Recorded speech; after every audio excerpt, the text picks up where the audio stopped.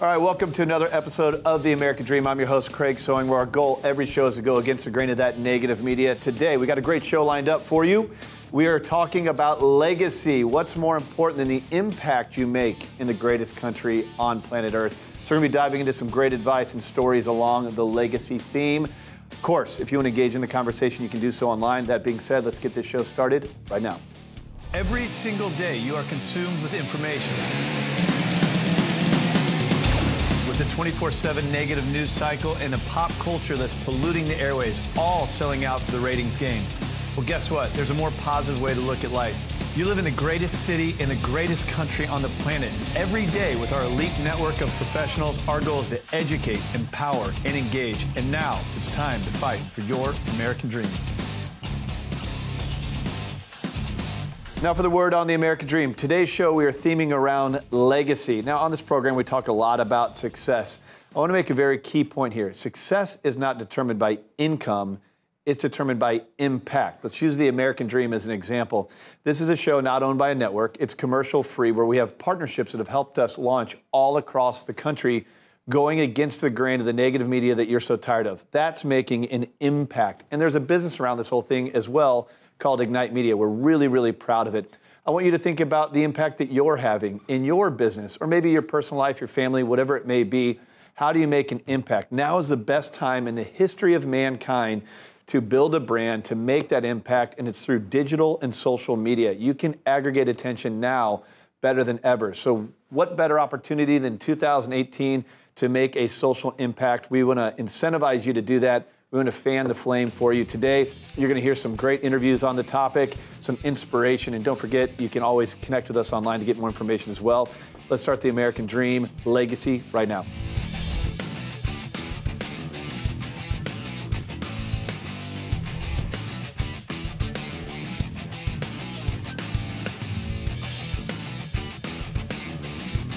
All right, welcome to the American Dream. Today I have with me Steve Dinkin and Ashley Virtue of the National Conflict Resolution Center.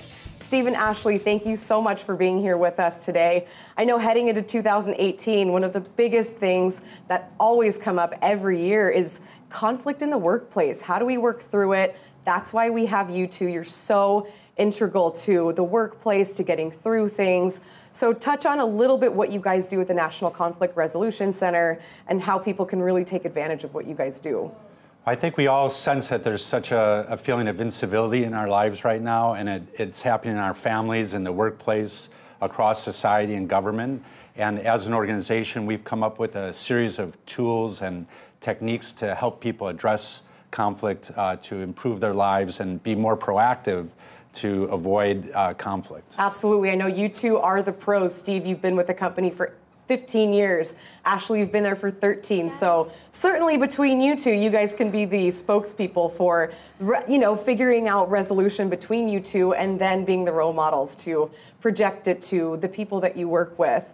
And like we were saying before, we've of course never had any conflict between us in all that time. Yeah. Exactly. And if you have, we would never know because you resolved it. I know going into it, we have to accept the fact that we are going to have conflict in the workplace. Yep. And what better way to go into it knowing that there are tools to be able to fix it. So let's talk about some of the tips that you guys can give. I know you've come up with a list of icebreakers, things to make things a little bit easier to get through the resolution. So to get into some of the tips that we can utilize. Well, one of the things that we found in the workplace is it's becoming increasingly diverse, both with regard to gender and age and race, and many more international workers are coming into the workplace. So it's creating this dynamic that's creating more conflict. A lot of different personalities working together. That makes sense. What are some of the most common problems that you see, and how do you really feel like you can how do you direct them on how to get through it?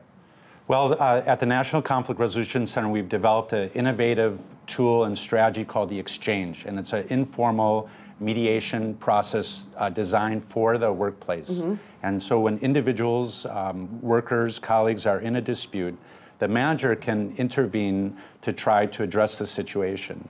And one of the tools that the manager uses, it's called the icebreaker, to start the discussion between the two employees. So the employees might be in a dispute, and the natural tendency for them to come in and just start complaining and focus on their differences. Yep.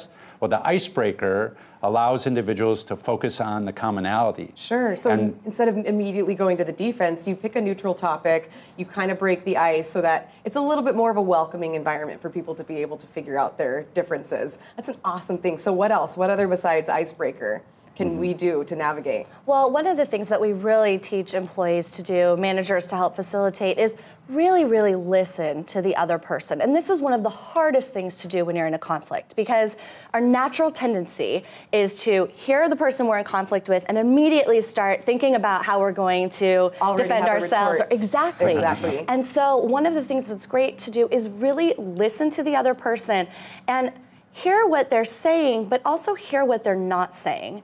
And what we mean by that is a lot of times folks come into a conflict with their complaints. This is why I'm angry. But what we need to get to is what are the underlying needs that the person is experiencing. Completely. And if you're in conflict with someone, that sounds like you're compromising a lot to them, but that's not really the case. You're helping yourself. Absolutely. If you're able to do that, because once you can identify what it is that was their underlying need they didn't feel was met, you're able to then start to try to meet that need, acknowledge it, and that kind of disarms them enough that they may start listening to you a little more effectively. It's like a real-life negotiation, which we are no stranger to. Well, we are so thankful. I know you two have job security for life. Conflict will never go away, and we appreciate you being here with us today. We love what you do, so thank you so much. Thank you. It's Thank you our for having pleasure. us. Of course. We'll be right back with more American Dream.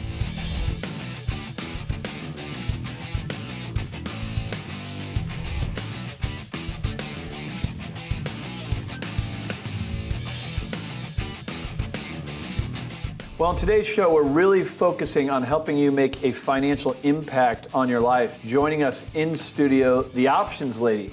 First time you sat down with me, Laurie Itkin. You are an author of a book, and you have a great story that kind of is a great way to frame all of this. So talk about how becoming financially literate helped change your life and what you're doing now. But start with your own personal experience. Sure. Well, Craig, I'm so happy to be here.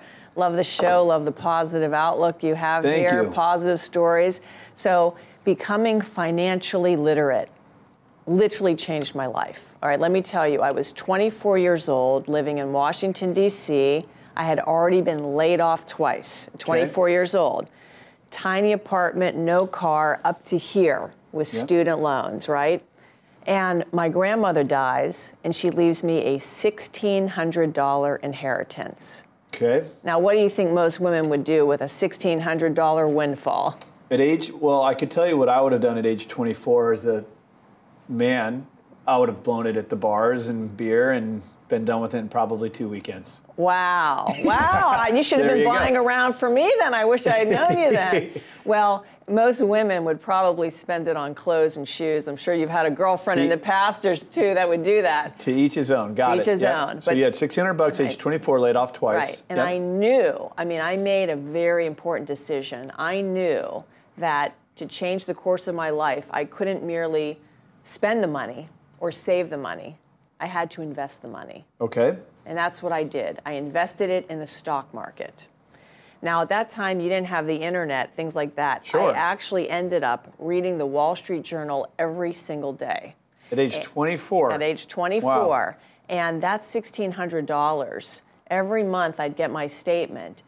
Sometimes it would go down, but as you know, it went up. It went up over years. It went up. And so that led me to want to add to it. It was so empowering. And so any time that I got a raise at work, even if I got a $25 check from my great aunt, I did not spend it. It went into the stock market. Interesting. And I started maxing out my retirement plans at work, and I just became totally consumed with building up that investment portfolio.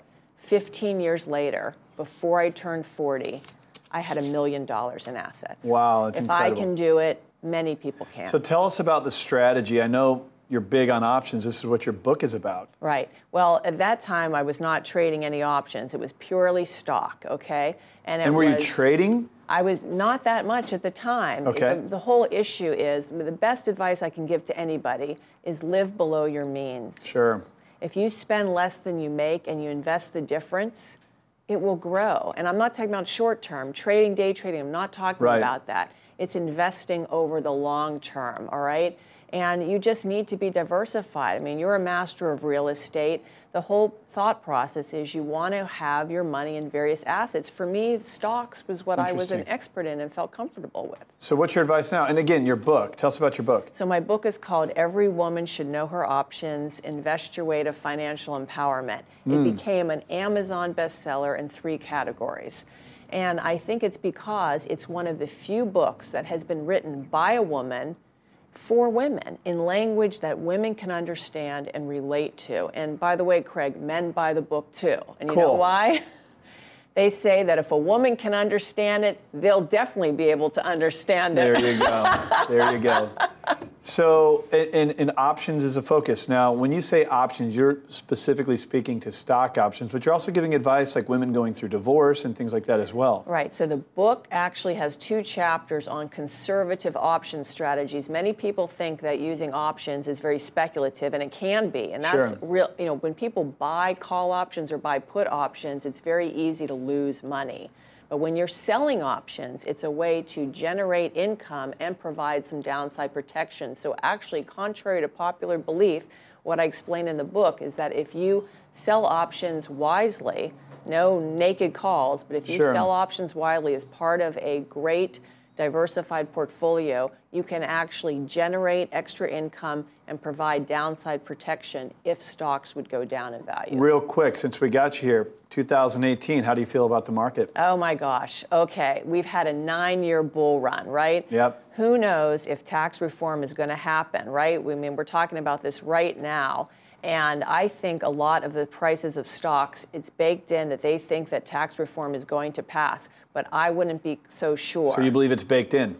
I believe it's baked in. And so what I tell my clients, you know, I'm a portfolio manager, I'm a wealth manager. I tell my clients, let's think about the money that you're going to need access to in terms of cash anytime soon. That should not be invested in stocks. Wow. Long-term horizon, great. But if you need money to pay a mortgage or rent for the next year, I would not have that much money in stocks. Laurie Itkin, the options lady. Thanks for coming on the show. We got to get you on again. Visit her online. Check out her book. You're doing a lot of volunteer work as well. The options lady. More of the American Dream coming up next.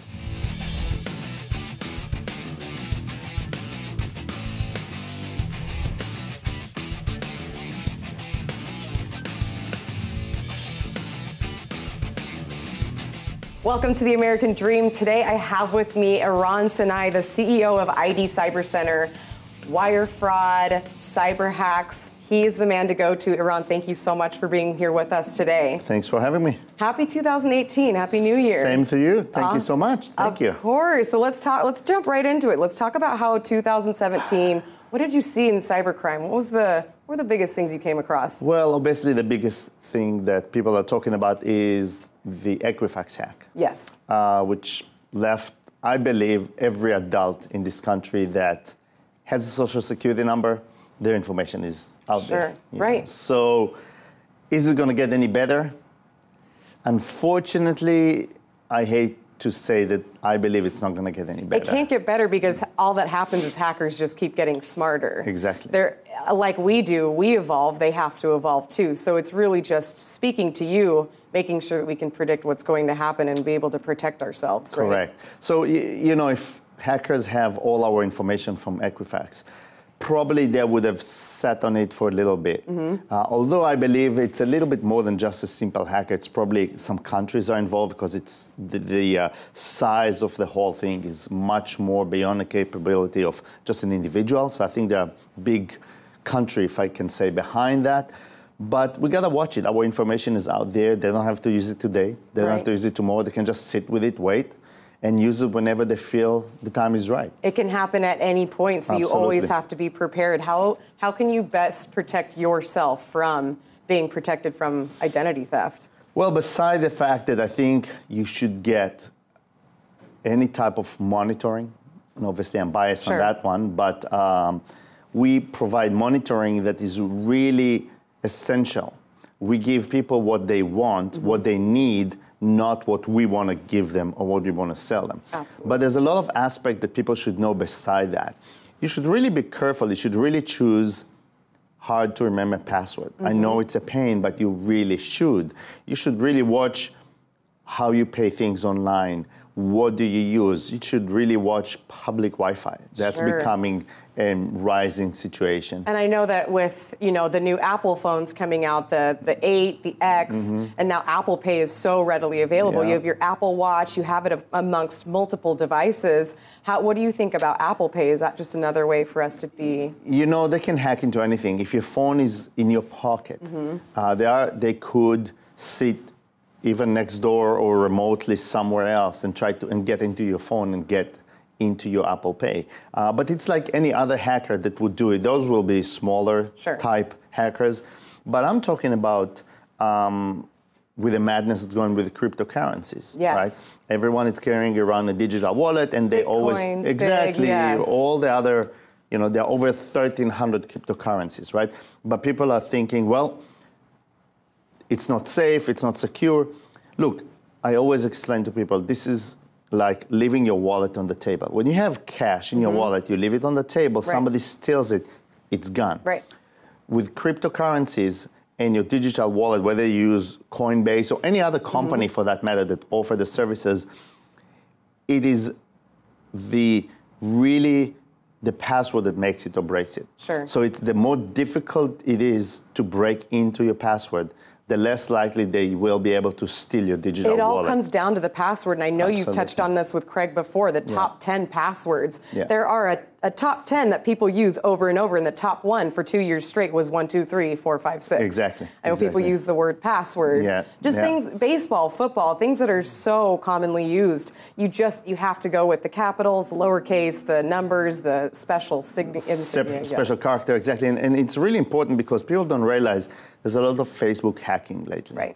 And the reason they do that, because they really want to watch trends. They want to watch what you do, who you're doing it with. And all of that is online. People can find out more than we even know because of our online presence. They can find out where we would go, when we would be there. That's right. You know, they look at your activities from past weekend. You were out with your dog, whatever the name is, and then now they go and trying to get in, and there's a question, your favorite dog's name, and now they have that, they or have your that in-laws. In there. So it's really important, guys, to be careful what information you put out there. Okay, so for 2018, to keep yourself protected, what's your one last line?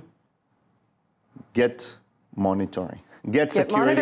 It's like insurance. You need insurance. You can't live without insurance anymore. Those days are over. Absolutely. It's not a question of if, but it's a question of when it's going to happen. That's it. Well, thank you so much, Eran, for being here with us today. Get monitoring. You heard it here. Protect yourself in 2018. We appreciate you. Thank you. Thanks so much. We'll be right back.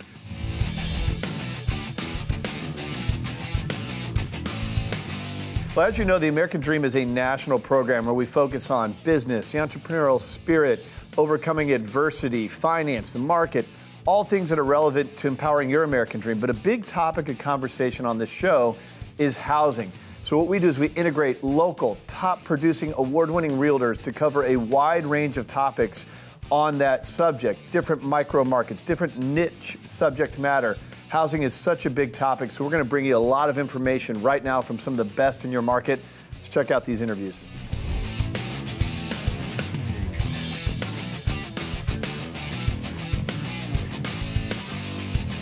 My next guest is Gregory Tran, realtor and team leader of the Gregory Group and a Platinum Top 50 agent. Thank you so much for being back on the show with us today, Greg. Thanks for having me.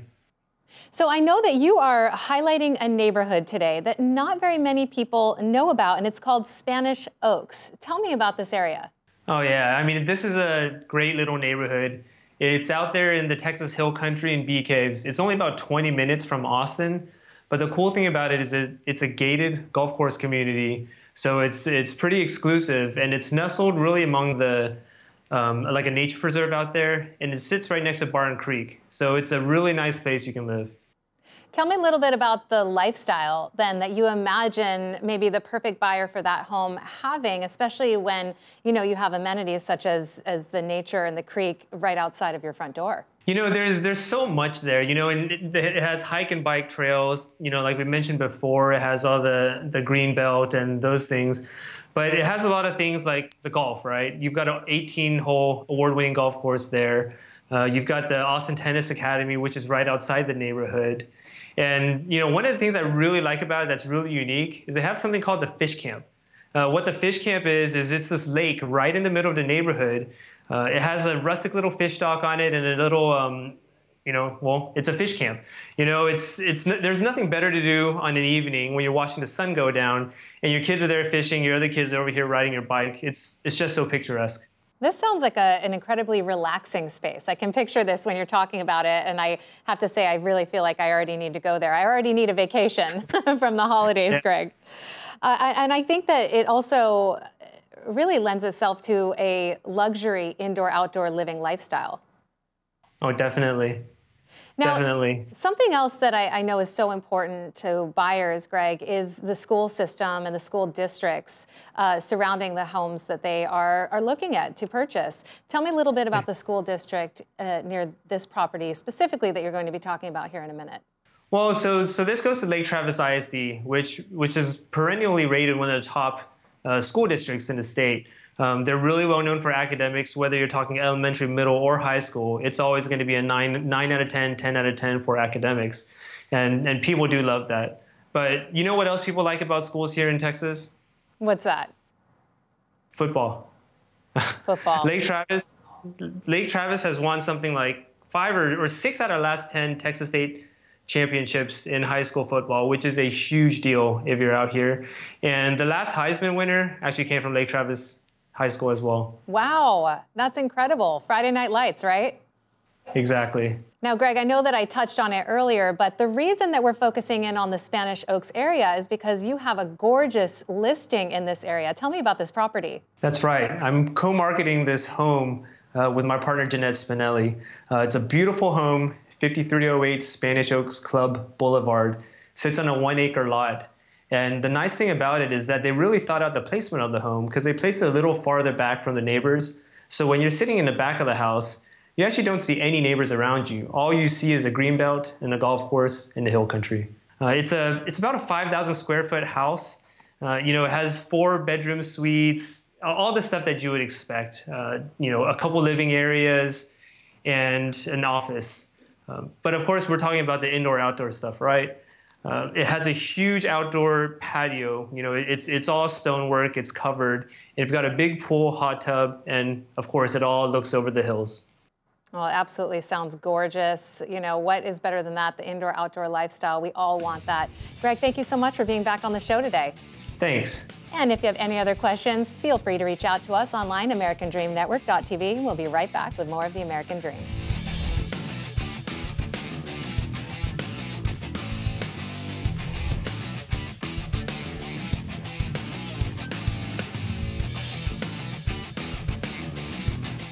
Welcome back to The American Dream. I'm your host, Jem Morris, and we are excited to be diving into your local real estate market now. My next guest is Rachael Felan. She is a 5-star agent with Sky Realty Austin. Rachael, it's great to have you on the show again.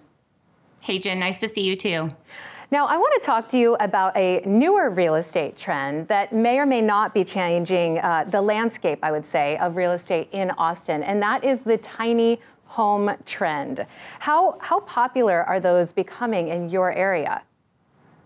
They are becoming very popular. We're seeing a lot of tiny homes going behind existing single-family residents. One community I wanted to talk about is actually a condo community.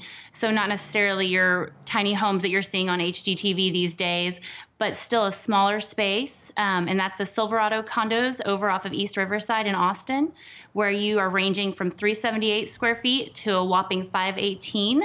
And those are being loved by investors and homeowners alike. So there is investment opportunities even as it pertains to smaller homes? Correct. Yeah, it's a great space. The nice thing about these floor plans is that it's a true 1-bedroom. So I think a lot of people think with that square footage, you're only going to get a studio. And these are laid out really nicely so that there is actually a bedroom with a door off of the living area. Oh, that's really nice. Would you say that Austin tends to be ahead of the trends? Or maybe a trend-setting city, I should say? I think so. I think that Austin overall is very artistic. It also likes to try different things. So I think that the trend setting is definitely yes here. And the nice thing is because we're such a diverse city, we're seeing a lot of different types of trends happening, from tiny homes to McMansions on smaller lots. Right, absolutely. And as land is at a premium, I'm sure that helps with that cost as well. People are paring down their items and living larger in their space, I should say. Now, the holiday season is upon us, as we know, which tends to inspire a lot of people to give back. But I know that that's something that you tend to do all year round. Tell me a little bit about how you invest in your community. I am so thankful not only for my real estate career to help my clients, but because it does allow me not only the resources, but also the time where you might not also have that in an 8-to-5 job. I'm able to donate some off-hour time. And one nonprofit I wanted to talk to you about is called Girls on the Run, where I was lucky enough to coach and then be part of the board.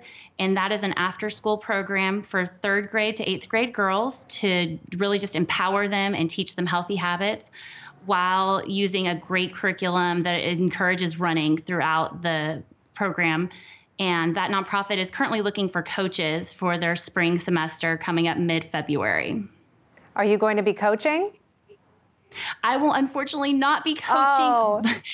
Not this year. I'm really hoping to get back into it. My daughter is 5 years old right now, and my goal is to start coaching again when she hits that 3rd grade marker. Well, that's really incredible. I mean, it's so lovely of you to bring light to that organization. We want to encourage our viewers to reach out to you, whether it's real estate that they're interested in or even getting involved in this organization. We really appreciate you being back on the show with us today, Rachael. Thank you very much. And if you have any other questions, please reach out to us online, AmericanDreamNetwork.tv, or follow us along on social media. We'd be happy to answer any questions you may have. And we'll be right back with more of The American Dream.